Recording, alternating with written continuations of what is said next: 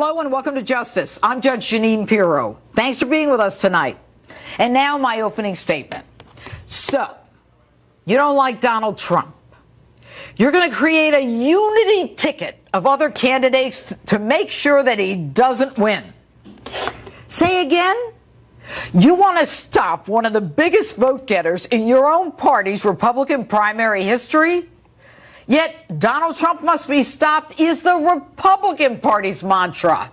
Hey, I didn't always like my party's choice for president, but I generally supported him. Good that Trump is a white male, otherwise they'd be accused of being racist, and lucky Trump's not gay, otherwise the Republican Party would be accused of being homophobic. So let me see if I understand this.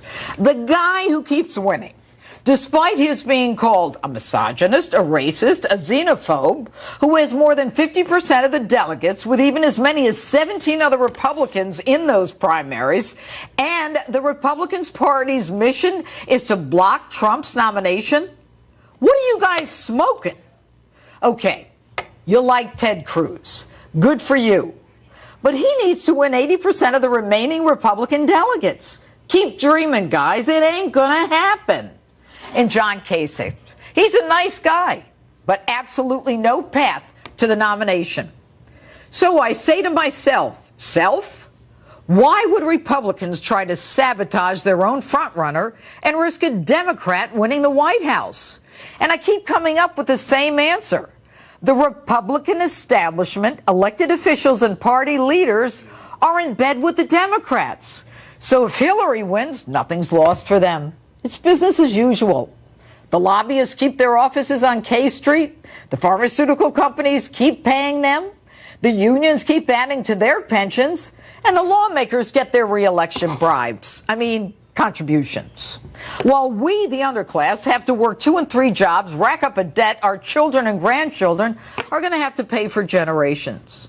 And to scare you into submission, they predict Trump cannot win the general election. If not, pray tell, why does he keep winning the primaries and drawing crowds like we've never seen in American primary history?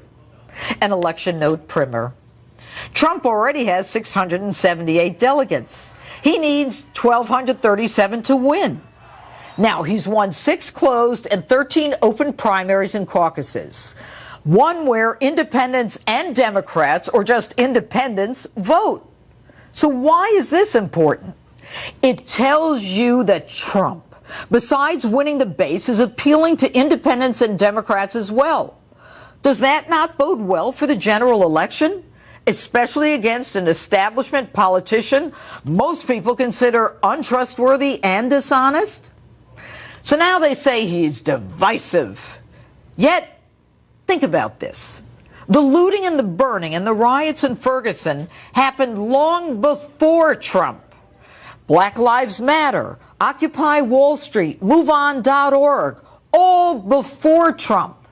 The "what do we want dead cops, when do we want them now" chant, all before Trump.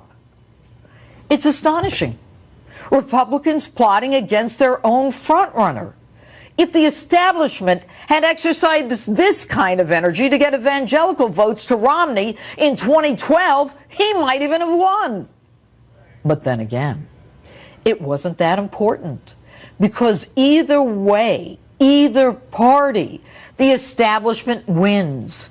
Their jobs, their offices, their lifestyles intact as they continue on their treadmill of D.C. money and power. The party elders are petrified of Trump. The man is beholden to no one. He wins and it's game over for the elite. With Hillary, the game goes on. Heads up, Washington.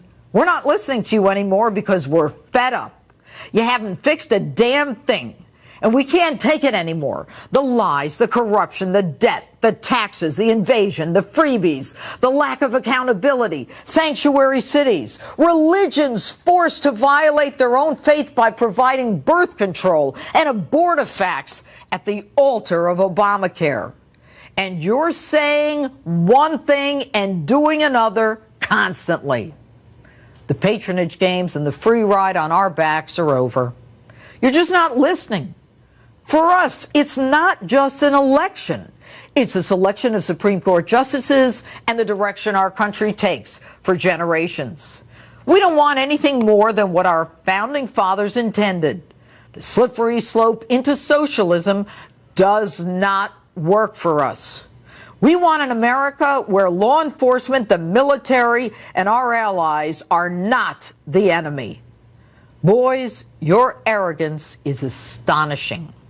And your condescension and scorn for the will of the American people is both mind-boggling and reminiscent of another time in our history.